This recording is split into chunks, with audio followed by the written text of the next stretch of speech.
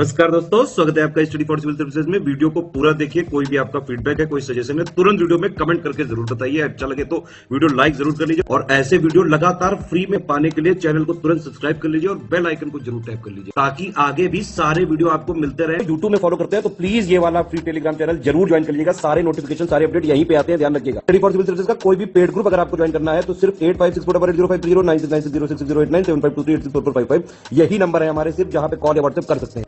Instagram पे हमारा page जरूर फॉलो कर लीजिएगा, स्टडी फॉर सिविल .सर्विसेज है। ट्विटर पे हमको जरूर फॉलो कर लीजिएगा, @स्टडी फॉर सिविल्स है। हम अपना अगला सेगमेंट स्टार्ट करते हैं जो कि इंडिया के जुडिशरी के बारे में है। देखिए, हमें पता है कि भारत में एकीकृत न्यायिक व्यवस्था है, यानी कि सारे कोर्ट जितने भी हैं उनके ऊपर सुप्रीम कोर्ट एक सर्वोच्च न्यायालय के रूप में उपस्थित है। अगर आप अमेरिका से कंपेयर करेंगे तो देखिए वहां पर क्या होता है, जो आप कह सकते हैं संघ वाले कानून होते हैं उनके लिए तो संघीय एक फेडरल कोर्ट है, लेकिन राज्य कानूनों के मामले में सर्वोच्च जो है वो राज्य वाले कोर्ट से है। लेकिन हमारे देश में क्या है, पहले अधीनस्थ न्यायालय आते हैं जिसके अंदर आपके district court, civil court, criminal court है ना, ये सब चीजें होती हैं। आपके ग्राम न्यायालय, लोक न्यायालय, इस तरह की चीजें हैं। इसके ऊपर आपके क्या आते हैं, डिस्ट्रिक्ट कोर्ट वगैरह के ऊपर हाई कोर्ट्स आते हैं। और देखिए हाई कोर्ट्स के ऊपर सुप्रीम कोर्ट आता है। ये हम कैसे कह सकते हैं, देखिए सुप्रीम कोर्ट का जो भी आदेश होता है वो पूरे भारत में इस कानून की महत्ता रखता है और बाकी के जो कोर्ट है उनको उनकी बात को मानना पड़ता है। तो हम कह सकते हैं कि अमेरिका के विपरीत भारत में एक एकीकृत न्यायिक व्यवस्था है। इतना आप समझ गए। जितने भी इंपॉर्टेंट आर्टिकल है हाई कोर्ट, सुप्रीम कोर्ट से रिलेटेड, ये हम अपने पहले पार्ट में पूरा कर चुके हैं। आइए अब हम देखते हैं कि भारत में हाई कोर्ट कहां-कहां अवस्थित है और उनके अधिकार क्षेत्र में कौन-कौन सा एरिया आता है। तो देखिए भारत में ये व्यवस्था है कि जो हाई कोर्ट्स होंगे उसके अधिकार क्षेत्र में एक या फिर अधिक राज्य और केंद्र शासित प्रदेश आ सकते हैं। जैसे आप गुवाहाटी देखिए, जो गुवाहाटी हाई कोर्ट है उसके अधिकार क्षेत्र में अरुणाचल प्रदेश, असम, नागालैंड और मिजोरम ये आते हैं। इसके बाद बंबई की बात करें तो महाराष्ट्र, गोवा, दादर और नगर हवेली, दमन और दीव आता है। अभी मैं आपको केवल उन कोर्ट्स के बारे में बता रही हूँ जिनके अधिकार क्षेत्र में एक से ज्यादा आते हैं, ठीक है। इसके बाद आ जाइए कलकत्ता। तो पश्चिम बंगाल, अंडमान और निकोबार द्वीप समूह में देखिए आपका कलकत्ता हाई कोर्ट के अंदर में आता है। इट्स वेरी इंटरेस्टिंग फैक्ट है ना, तो इसको थोड़ा सा ध्यान रखिएगा। इसके बाद देखिए केरल, तो केरल और लक्षद्वीप दोनों आते हैं। मद्रास की बात करें तो तमिलनाडु और पुदुचेरी ये है। इसके बाद पंजाब और हरियाणा, तो देखिए पंजाब, हरियाणा और चंडीगढ़ इसके अधिकार क्षेत्र में आते हैं। आप देखिए हाई कोर्ट और उनकी जो न्यायपीठ है वो कहां पर है इसकी बात करते हैं। तो जो इलाहाबाद उच्च न्यायालय है उसकी न्यायपीठ है लखनऊ में। बंबई हाई कोर्ट की है नागपुर, पणजी और औरंगाबाद में। कलकत्ता हाई कोर्ट की पोर्ट ब्लेयर में है। गुवाहाटी हाई कोर्ट कोहिमा, आइजोल और ईटानगर। वहीं मध्य प्रदेश हाई कोर्ट के ग्वालियर और इंदौर में। मद्रास हाई कोर्ट की मदुरै में। और राजस्थान उच्च न्यायालय जो है उसकी देखिए जयपुर में है। इतना हम समझ गए। इसके बाद देखिए हम उन हाई कोर्ट की बात करेंगे जिनकी जो प्रधान पीठ है वो राज्यों की राजधानी में स्थित नहीं है। कई बार हो सकता है ना इस तरह की स्टेटमेंट आपसे थोड़ा सा टफ करने के लिए पूछ लिया जाए कि भाई 3-4 हाई कोर्ट दिए गए हैं, इनमें से 3 की जो न्यायपीठ है वो देखिए उनकी राजधानी में ही है, बट इनमें से एक की नहीं है, तो वो कौन सा है। तो इसके लिए हमें ये लिस्ट याद होनी चाहिए। जैसे जो छत्तीसगढ़ हाई कोर्ट है उसकी प्रधान पीठ है बिलासपुर में। गुजरात हाई कोर्ट की प्रधान पीठ है अहमदाबाद में। केरल की देखिए जो न्यायपीठ है वो है कोच्चि में प्रधान पीठ। मध्य प्रदेश की जबलपुर में है। उड़ीसा हाई कोर्ट की प्रधान पीठ है कटक में। राजस्थान की है जोधपुर में। उत्तराखंड की न्यायपीठ है नैनीताल में। उत्तर प्रदेश की देखिए इलाहाबाद में है। राइट। अब इसके बाद देखिए जो हमारे केंद्र शासित प्रदेश हैं उनके हाई कोर्ट के बारे में हम बात करते हैं। जैसे मैंने आपको भी बताया अंडमान और निकोबार द्वीप समूह ये किस हाई कोर्ट के अंदर में आता है, अभी हमने जस्ट पढ़ा है ना, ये कलकत्ता हाई कोर्ट के अंदर में आता है। लक्षद्वीप तो ये केरल के अंदर आता है, ठीक है। इसके बाद आप देखेंगे जो पुदुचेरी है तो ये मद्रास उच्च न्यायालय के तहत आता है। इसके बाद देखिए दादर और नगर हवेली, दमन और दीव ये अब एक ही बना दिया गया है। आपको पता होगा कि बंबई हाई कोर्ट के अधिकार क्षेत्र के तहत आता है। चंडीगढ़ देखिए जो पंजाब और हरियाणा वाला हाई कोर्ट है उसके तहत आता है। दिल्ली तो दिल्ली हाई कोर्ट के तहत आता है, ठीक है। दिल्ली हाई कोर्ट तो आसान ही है बताना। अब जो हाई कोर्ट्स हैं उससे संबंधित कुछ महत्वपूर्ण तथ्यों के बारे में हम बात करते हैं। जैसे देखिए भारत का जो उच्चतम न्यायालय है यानी कि जो इंडिया का सुप्रीम कोर्ट है, ठीक है, वो देखिए 28 जनवरी 1950 को अस्तित्व में आया। अब आपको लगा होगा मैम नहीं, हमने तो पढ़ा था जब भारत आजाद भी नहीं हुआ था तब भी एक हाई कोर्ट था, एक सुप्रीम कोर्ट था, है ना। देखिए इससे पहले जो हमारे यहाँ कार्यरत था हाई कोर्ट, आप कह सकते हैं मतलब उच्च न्यायालय जो था वो देखिए एक संघीय अदालत थी, उसको फेडरल कोर्ट बोला जाता था, लेकिन उसका नाम बदल के उसको प्रॉपर वर्तमान में जैसा सुप्रीम कोर्ट है वैसे जो लाया गया है, तो ये 28 जनवरी 1950 को आया है। यानी कि 1937 से 1950 तक भारत की संघीय अदालत देखिए कार्यरत थी। इसके बाद देखिए जो उच्चतम न्यायालय है उसमें न्यायाधीशों की संख्या, एक तो आपके न्यायमूर्ति होंगे प्रमुख वाले यानी कि आपके चीफ जस्टिस ऑफ इंडिया होंगे, इनके अलावा 30 अन्य न्यायाधीश होंगे। देखिए सुप्रीम कोर्ट के अंदर कितने जो है न्यायाधीश होंगे, इसको आप कह सकते हैं मेंशन करने की पावर है, इसको निर्धारित करने की जो शक्ति है वो पार्लियामेंट को, संसद को संविधान की तरफ से दी गई है। कहा गया है कि पार्लियामेंट एक एक्ट बनाकर, एक कानून बनाकर सुप्रीम कोर्ट के अंदर न्यायाधीशों की संख्या को नियत कर सकती है। तो जो रिसेंट में वो एक्ट लेकर आए थे उसमें उन्होंने बोला कि जो सुप्रीम कोर्ट है उसमें एक सीजेआई होंगे और 30 अन्य न्यायाधीश होंगे, इनके टोटल होंगे 34, लेकिन सीजेआई को अगर अलग कर दे तो 33 होंगे, इसको ध्यान रखिएगा। इसके बाद देखिए उच्चतम न्यायालय के न्यायाधीशों की आयु की बात करें तो मैक्सिमम 65 वर्ष के होने तक अपने पद को धारण कर सकते हैं। अब बात करें हाई कोर्ट कितने हैं तो देखिए टोटल है 25। 3 उच्च न्यायालयों का जो उद्घाटन है वो संबंधित राज्यों की राजधानी में किस प्रकार से हुआ था इसको देख लेते हैं, जो थोड़ी रिसेंट वन है। जैसे देखिए मेघालय और मणिपुर हाई कोर्ट तो 25 मार्च 2013 को, त्रिपुरा हाई कोर्ट 26 मार्च 2013, आंध्र प्रदेश हाई कोर्ट 1 जनवरी 2019 को अमरावती में स्थापित हुआ, क्योंकि रिसेंट में देखिए आंध्र प्रदेश और तेलंगाना अलग हुआ था तो उसी के अकॉर्डिंग ये चेंज हम देख रहे हैं। अब बात करते हैं भारत में सबसे पुराना जो न्यायालय है तो देखिए कलकत्ता उच्च न्यायालय है जिसकी स्थापना 1 जुलाई 1862 को हुई थी, और जो कलकत्ता, बंबई और मद्रास उच्च न्यायालय है उनकी स्थापना 1862 में एक राजाज्ञा के द्वारा हुई थी, क्योंकि इस टाइम पे तो देखिए ब्रिटेन का शासन था।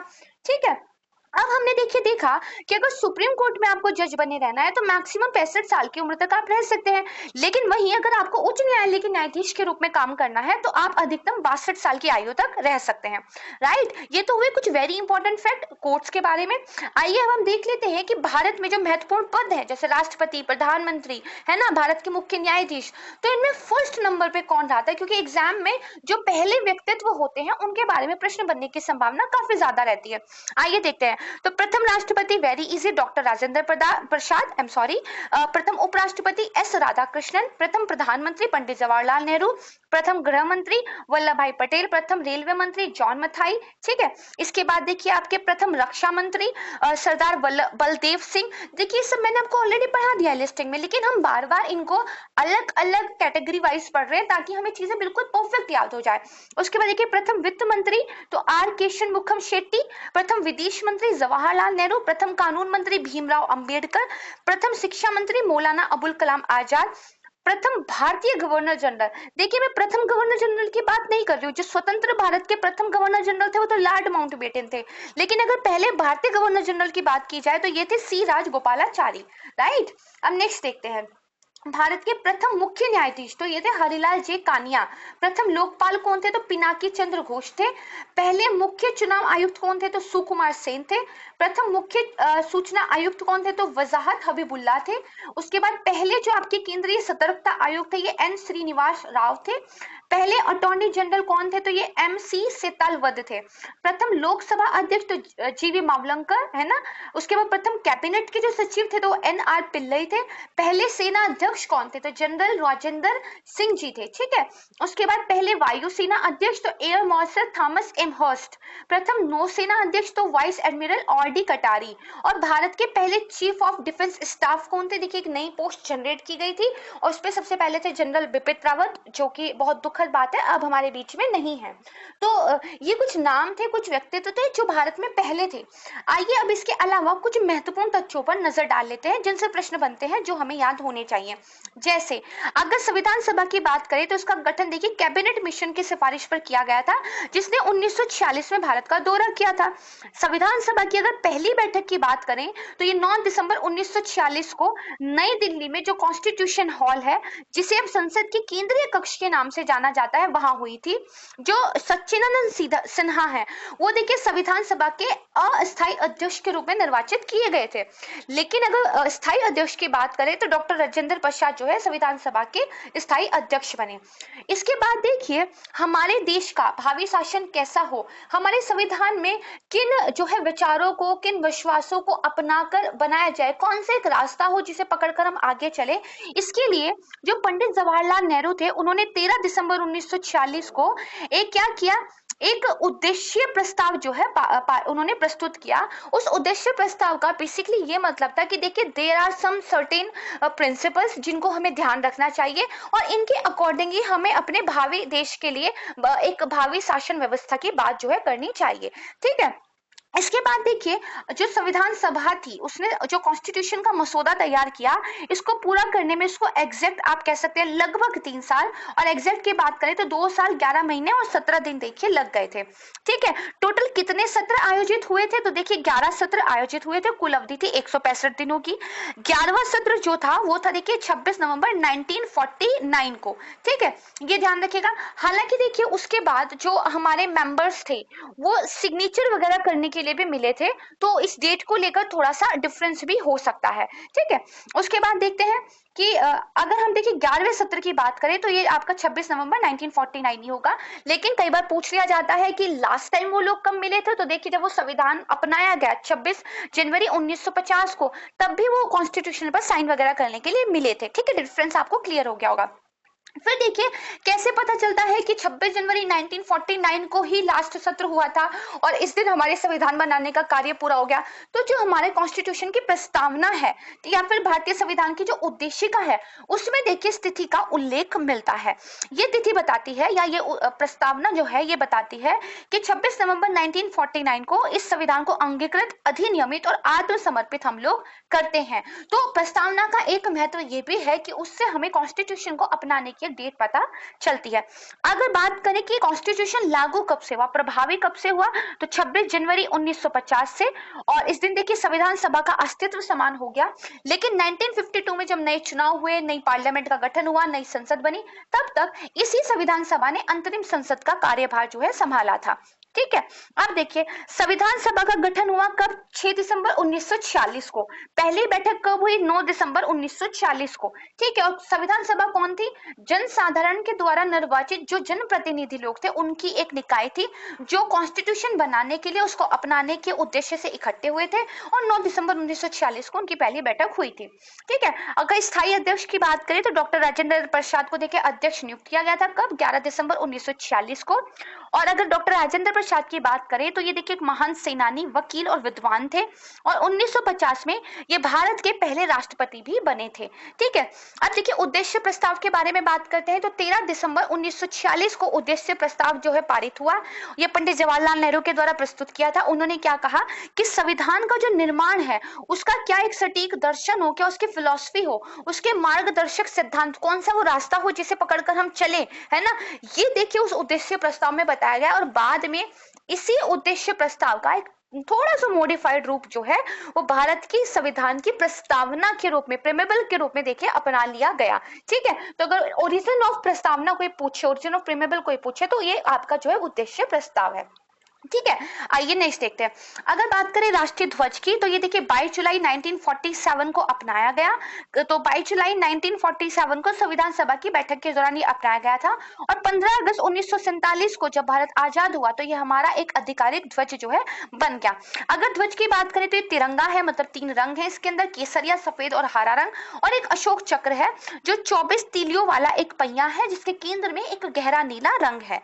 ठीक है, इसके बाद देखिए अगर मसौदा समिति की बात करें, ड्राफ्टिंग कमेटी, तो ये आपकी बनी 29 अगस्त 1947 को। ठीक है, इसमें देखिए महिला पुरुष दोनों ही शामिल थे, और जो ये मसौदा समिति थी इसके जो सदस्य थे जब संविधान बन रहा था उसके सारे चरणों में काफी महत्वपूर्ण अपना प्रभाव रखते थे, यानी कि जो ड्राफ्टिंग कमेटी थी वो बहुत ज्यादा इंपॉर्टेंट थी, ये आपने ध्यान रखना है। अब क्योंकि 26 नवंबर 1949 को हमारे कॉन्स्टिट्यूशन को बनाने का काम फाइनली पूरा हो गया था, तो इस दिन को संविधान दिवस या फिर राष्ट्रीय कानून दिवस के रूप में देखिए सेलिब्रेट किया जाता है। ठीक है, जब हमारा कॉन्स्टिट्यूशन देखिए पारित हुआ था, ओरिजिनल जो कॉन्स्टिट्यूशन था उसमें 395 अनुच्छेद थे, 8 अनुसूची थी और 22 भाग थे। अब तो देखिए अमेंडमेंट हो गई, डाटा चेंज हो गया है, मैंने आपको ये स्टार्टिंग में ही बता दिया था। जब देखिए भारत का संविधान लागू हुआ तो जो भारत शासन अधिनियम 1935 था उसका इसने स्थान ले लिया, और भारत अब क्या बन गया, एक स्वयं प्रभु, यानी कि बिना किसी के कंट्रोल वाला, अपनी इच्छा से अपना खुद का देश, और एक गणराज्य, यानी कि हमारे देश का जो सर्वोच्च ऑफिसर होगा वो लोगों के द्वारा चुना गया होगा, ना कि वंश से, राज्य परंपरा से चल रहा होगा। जैसे ब्रिटेन क्या है, एक राजतंत्र वाला लोकतंत्र है, मतलब वहां पे डेमोक्रेसी तो है, लेकिन जो एक देश का सर्वोच्च ऑफिसर होता है वो कौन है, राजा है। लेकिन भारत क्या एक गण राज्य है, गणों का राज्य, लोगों का राज्य है ना, तो ये बेसिक डिफरेंस है। अब बात करते हैं पहले आम चुनाव की। तो देखिए जो पहले आम चुनाव हुए है ना, ये आपके हुए 25 अक्टूबर 1951 से लेके 21 फरवरी 1952 तक। और ये देखिए देश की आजादी के बाद लोकसभा के पहले चुनाव थे, ठीक है, तो ये आपने ध्यान रखना है। इसके बाद देखिए ये तो कुछ इंपॉर्टेंट फैक्ट्स थे जिनको हमने याद कर लिया।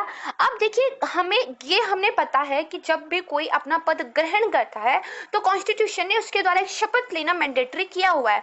आप शपथ लेते हो कि भाई आप भारत की अखंडता के लिए, संप्रभुता के लिए काम करोगे, आप भारत की जो आप कह सकते हैं सॉवरेनिटी है उसको हमेशा बना के रखोगे, है ना, सीमित चीज हुई। इसके अलावा आप कहते हो कि आपके काम से रिलेटेड जो भी गोपनीय बातें हैं, जो भी बहुत इंपॉर्टेंट आप कह सकते हैं इंफॉर्मेशन है, उनको आप गोपनीय ही रखोगे। इस तरह की शपथ आप लेते हो।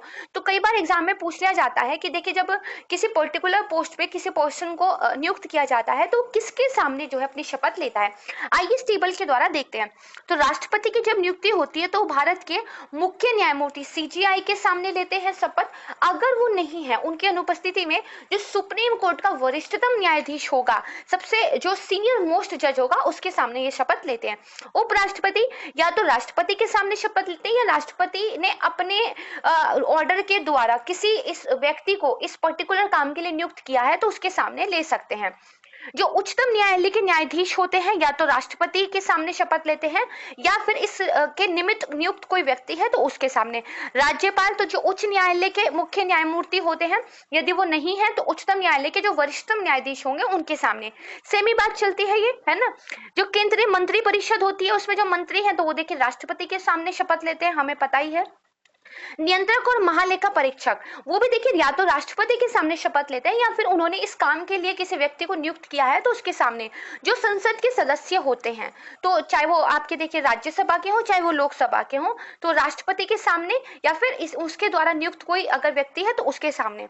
सेम अगर राज्य के विधानमंडल के सदस्य होंगे तो राज्यपाल के सामने, या राज्यपाल ने इस काम के लिए किसी को नियुक्त किया है तो उसके सामने। राज्य के देखिए मंत्री परिषद के जो मंत्री होंगे तो वो राज्यपाल के सामने लेंगे। और जो उच्च न्यायालय के न्यायाधीश होंगे वो राज्यपाल या फिर राज्यपाल के द्वारा नियुक्त कोई व्यक्ति उसके सामने देखिए शपथ लेते हैं। तो अगर हमने ये पढ़ लिया कि भाई जब किसी की नियुक्ति होती है तो किसके सामने शपथ लेता है, तो हमें ये भी पता होना चाहिए कि जब वो अपनी पोस्ट छोड़ेगा, इस्तीफा देगा, त्यागपत्र देगा, तो फिर वो त्यागपत्र किसको संबोधन करके देता है। तो आइए इस वाले टेबल में हम इसी चीज के बारे में देखते हैं। तो देखिए राष्ट्रपति किसको अपना त्यागपत्र देते हैं, क्योंकि देखिए वो तो अपने आप में सर्वोच्च है ना, उनसे ऊपर तो कोई है नहीं। लेकिन उनकी जो पोस्ट के साथ एक और व्यक्ति जुड़े हुए हैं जो कि उपराष्ट्रपति हैं, वो देखिए उनको अपना त्यागपत्र दे सकते हैं, है ना। तो इस तरीके से आप याद रखिएगा, राष्ट्रपति जो है उपराष्ट्रपति को अपना त्यागपत्र देते हैं और उपराष्ट्रपति तो स्वाभाविक है कि राष्ट्रपति को अपना त्यागपत्र देंगे।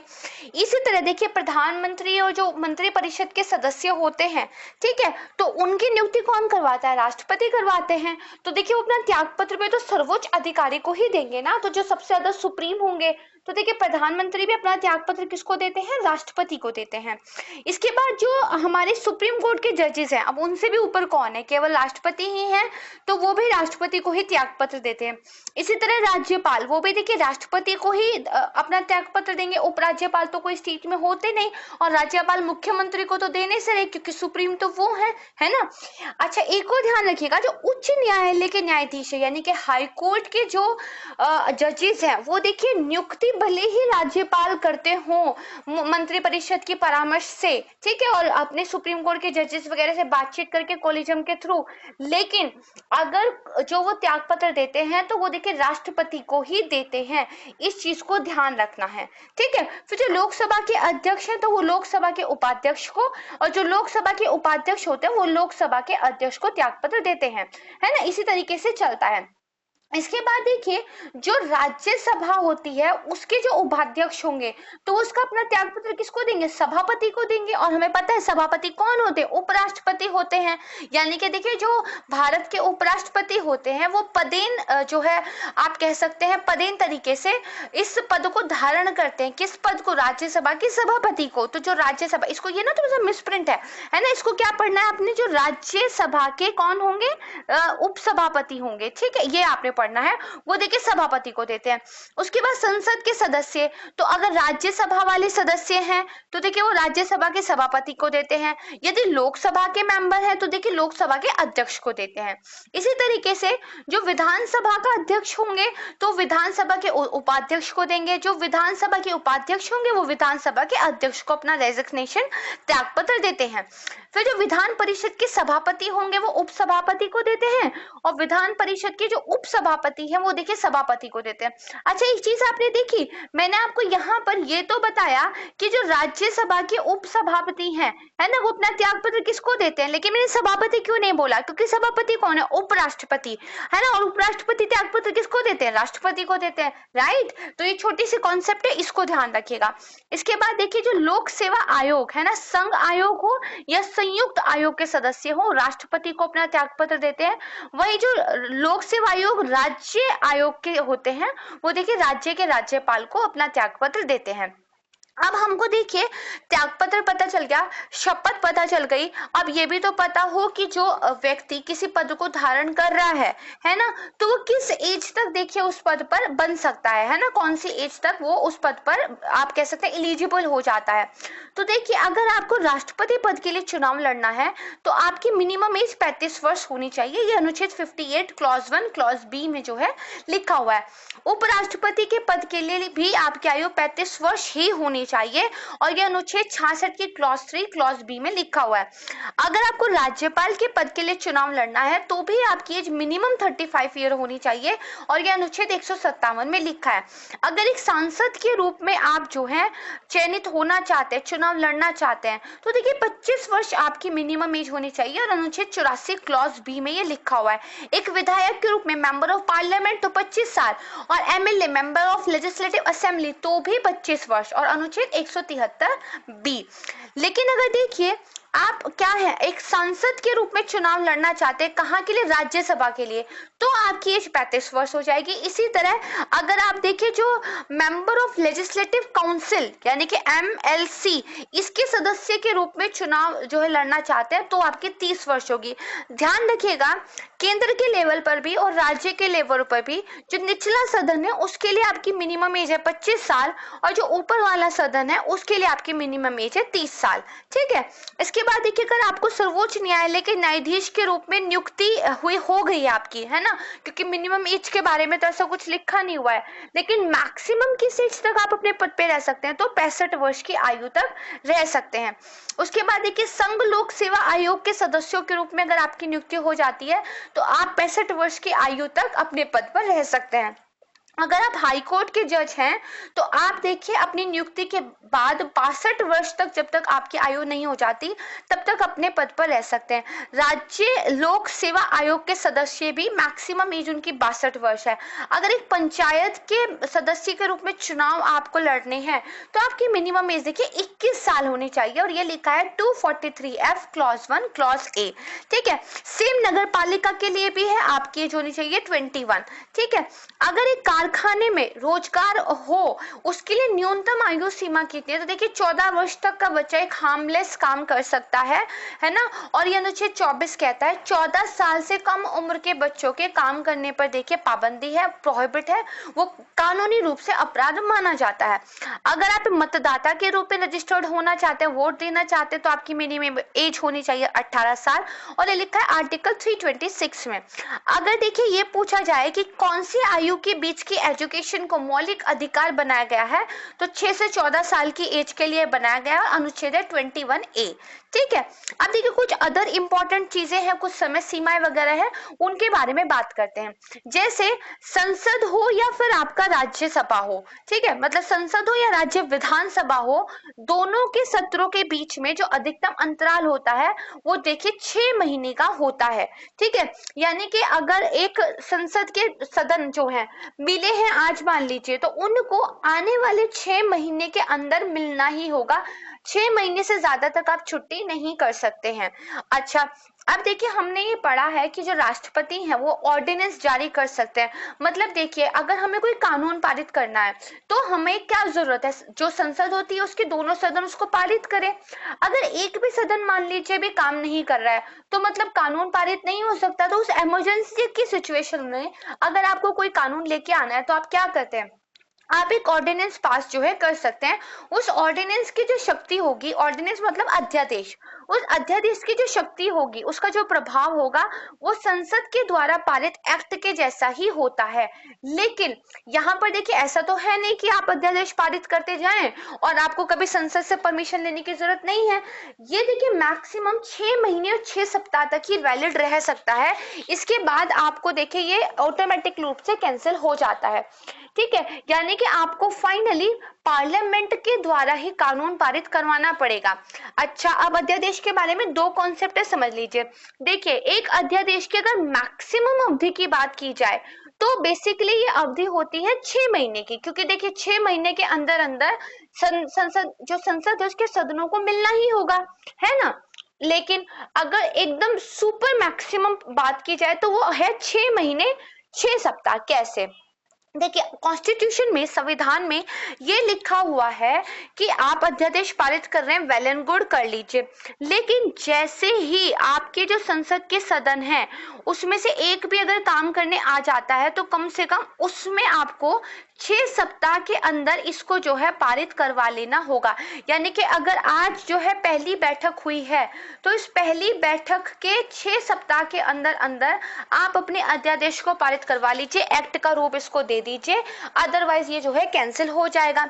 लेकिन मान लीजिए 6 सप्ताह तक तो संसद बैठी लेकिन उसमें आप इसको पारित नहीं करवा पाए और उसके बाद जो है सदन आपका छुट्टी पे चला गया, तो भी 6 महीने तक वो वैलिड रह सकता है ना। 6 महीने तक वैलिड वो रह सकता है, क्योंकि 6 महीने की मैक्सिमम अवधि दी हुई है कि भाई बिना कहीं से पारित करवाए आप 6 मंथ के लिए तो रख ही सकते हैं। ठीक है, तो देखिए थोड़ा सा यहाँ पे हो सकता है आप लोगों को कंफ्यूजन हो गया हो, मैं शायद उतना प्रॉपर नहीं समझा पाई, मैं आपको क्लियर कर देती हूँ।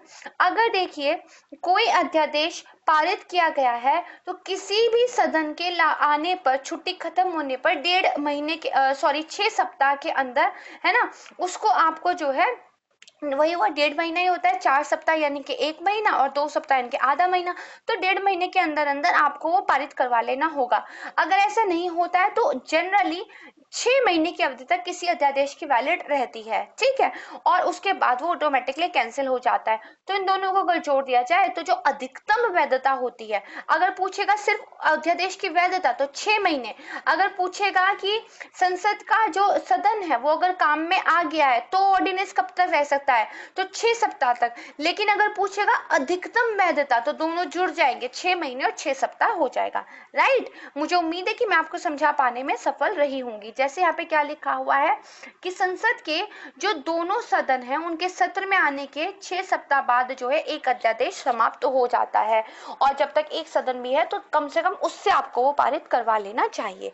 ठीक है, अब देखिए अगर राष्ट्रपति की मृत्यु हो जाए, वो पद का त्याग कर दें, उनको पद से हटा दिया जाए या किसी अन्य कारण से अगर रिक्ति हुई है उनके पद की, तो मैक्सिमम 6 महीने की अवधि के अंदर अंदर आपको जो है चुनाव कराने होंगे। ठीक है, फिर देखिए जो अध्यादेश है वो संसद के द्वारा बनाए गए कानून की वैधता तो रखता है, यानी कि आप कुछ भी कानून उसके द्वारा कर सकते हैं, लेकिन उसके द्वारा संविधान में संशोधन नहीं किया जा सकता। कॉन्स्टिट्यूशनल अमेंडमेंट आप एक अध्यादेश के द्वारा नहीं कर सकते, बाकी कानून जो भी कर सकता है, एक संसद के कानून के पास जो जो पावर होती है वो एक अध्यादेश के पास भी होती है। इसके बाद देखिए, अगर किसी राज्य में राष्ट्रपति शासन लगाया जाता है तो अधिकतम अवधि कितनी है? 6 महीने से लेकर 3 सालों तक हो सकती है। 6 महीने के बाद जो है आपको निर्वाचन आयुक्त जो है उनसे पूछना पड़ेगा कि क्या चुनाव हो सकते हैं। अगर वो ये कह दे कि ऐसी स्थिति नहीं है कि भाई चुनाव नहीं हो सकते, तो मैक्सिमम आप 3 सालों तक राष्ट्रपति शासन लगा के रख सकते हो। लेकिन 3 साल के बाद तो एनी हाउ आपको इलेक्शन कराने होंगे, ठीक है। तो अगर पूछा जाए राष्ट्रपति शासन, तो देखिए अधिकतम जो अवधि होती है वो 3 साल की होती है, और वैसे एक बार में इसको 6 महीने के लिए लगाते हैं और फिर चुनाव आयुक्त से एक बार पूछ लेते हैं कि क्या चुनाव हो सकते हैं या नहीं, ठीक है।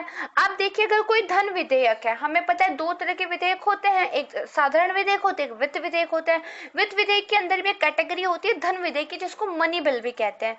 तो मनी बिल पर अगर लोकसभा ने इसको पारित कर दिया है और राज्यसभा ने कोई कार्रवाई नहीं की है, तो 14 दिन के अंदर उसको जो है ऑटोमेटिकली पारित मान लिया जाएगा। यानी कि राज्यसभा उसको केवल 14 दिन तक होल्ड करके रख सकती है। आप पारित कर दो तो बहुत अच्छी बात है, अगर आपने पारित नहीं किया है तो ऑटोमेटिक 14 दिन के बाद उसको पारित मान लिया जाएगा। अब बात करते हैं कि पदावधि की। तो देखिए, राष्ट्रपति, उपराष्ट्रपति और जो राज्यपाल है वो जनरली अपने पद धारण करने की तारीख से अधिकतम जो है 5 वर्ष तक अपने पद पर रह सकते हैं। अगर देखिए लोकसभा और राज्य विधानमंडल की बात करें तो जो पहला अधिवेशन होता है उस तारीख से लेकर अधिकतम 5 वर्ष की अवधि तक वो रह सकती है, फिर विघटित होती है, नए चुनाव आपको कराने पड़ते हैं, ठीक है। अगर देखिए आपातकाल की उद्घोषणा लागू है, अगर कहीं पर इमरजेंसी लगी हुई है, तो आप देखिए लोकसभा या राज्य विधानमंडल की अवधि अधिकतम 1 साल में एक बार के लिए बढ़ा सकते हैं, ठीक है। यानी कि आप 1 साल के लिए बढ़ा सकते हैं और ये आपको हर बार बार जो है लोकसभा से मंजूरी लेनी पड़ती है, उसके बाद राज्यसभा से भी लेनी पड़ती है। ध्यान क्या रखना है, अधिकतम 1 साल में एक बार के लिए अवधि जो है बढ़ाई जा सकती है। फिर देखिए, जो लोकसभा और राज्य विधानमंडल की अवधि आपातकाल की उद्घोषणा जब लागू है उस दौरान बढ़ाई गई है, तो जब आपातकाल की उद्घोषणा खत्म हो जाएगी कि भाई आज से इमरजेंसी खत्म होती है, तो फिर उसके बाद केवल 6 महीने तक ही वो अवधि रहेगी। मान लीजिए बढ़ाया तो था आपने 1 साल के लिए, लेकिन आपातकाल पहले ही खत्म हो गया, तो वो पूरे 1 साल तक नहीं रहेगी, वो मैक्सिमम 6 महीने तक रहेगी। उसके बाद आपको देखिए चुनाव कराने पड़ेंगे, ठीक है, तो इसको ध्यान रखिएगा। इसके बाद देखिए, अगर कोई केंद्रीय मंत्री है, राज्य मंत्री है, संसद या राज्य विधानमंडल का सदस्य है, तो वो अधिकतम 6 महीने तक अपने पद पर बने रह सकते हैं। यानी कि किसी भी व्यक्ति को मंत्री के पद पर बिना निर्वाचित हुए मैक्सिमम 6 महीने तक अपने पद पर रखा जा सकता है। 6 महीने के बाद उनको कहीं ना कहीं से चुनाव के द्वारा निर्वाचित होकर आना बहुत जरूरी है, ठीक है। इसके बाद देखिए, जो आपातकाल है उसके दौरान लोकसभा की अवधि को 1 साल के लिए बढ़ाया जा सकता है क्रमिक रूप से, ये मैंने आपको बताया। लेकिन अगर आपातकाल खत्म हो गया तो 6 महीने से ज्यादा के लिए आप इसको बढ़ाकर नहीं रख सकते, इसको तो हम समझ ही गए हैं। फिर देखिए, अगर मान लीजिए संसद के किसी भी सदन के सदस्य को छुट्टी चाहिए, तो देखिए मैक्सिमम वो 60 दिन तक ही छुट्टी ले सकता है। अगर इससे ऊपर छुट्टी लेगा तो उसके पद को रिक्त मान लिया जाता है। यहाँ पर एक चीज ध्यान रखनी है कि इन 60 दिनों में अगर सदन के अंदर लगातार 4 दिन तक छुट्टी रही है तो उसको कैलकुलेट नहीं किया जाता, ठीक है, ठीक है। इसके बाद एक देखिए कि किसी व्यक्ति को अगर गिरफ्तार किया गया है, उसको हिरासत में लिया गया है, तो निकटतम मजिस्ट्रेट के सामने उनको जो पेश करने की अधिकतम अवधि है वो 24 घंटे है। 24 घंटे के अंदर अंदर आपको जो है उनको करवाना होगा, बशर्ते कि सैटरडे संडे ना पड़ रहा हो, है ना, अदालत पता चला बंद ही है, या फिर जो ट्रैवल का टाइम है वो बहुत ज्यादा है, ट्रैवल का टाइम इसमें इंक्लूड नहीं करते हैं, ठीक है। अच्छा, अब देखिए जो अनुच्छेद 22 है उसका जो क्लॉज 2 है वो ये कहता है हर व्यक्ति जिसे गिरफ्तार किया गया है, हिरासत में रखा गया है, गिरफ्तारी के स्थान से यात्रा के लिए जरूरी टाइम है उसको छोड़कर ऐसी गिरफ्तारी की 24 घंटे की अवधि के भीतर निकटतम मजिस्ट्रेट के सामने पेश किया जाए। और जब तक मजिस्ट्रेट या फिर ऐसा कोई भी व्यक्ति जो इतना अधिकार रखता हो वो जब तक आदेश ना दे दे, तो इस अवधि से ज्यादा 24 घंटे से ज्यादा किसी को हिरासत में नहीं रखा जा सकता। यानी कि आपको मजिस्ट्रेट से अनुमति लेनी पड़ेगी अगर आपको 24 आवर्स से ऊपर किसी को हिरासत में रखना है, राइट। अच्छा, इसके बाद देखिए पंचायत और नगर पालिका की अगर बात करें तो पहला अधिवेशन जिस तारीख को हुआ है उससे लेकर विघटित होने तक की अधिकतम अवधि कितनी है, तो ये 5 साल है, ठीक है। इसके बाद अगर संघ लोक सेवा आयोग के सदस्यों की बात करें तो पद धारण करने की अधिकतम अवधि कितनी है, तो 65 साल तक या फिर 6 वर्ष तक, जो भी इसमें से पहले हो जाए। राज्य लोक सेवा आयोग के सदस्यों की तो देखिए 62 वर्ष और 6 साल, यानी क्या तो आपको काम करते करते 6 साल हो गए या आपकी एज 62 वर्ष हो गई है। अच्छा, अब देखिए ये थोड़ा सा यहाँ पे इंपॉर्टेंट कॉन्सेप्ट की बात है, इसको समझ लेते हैं।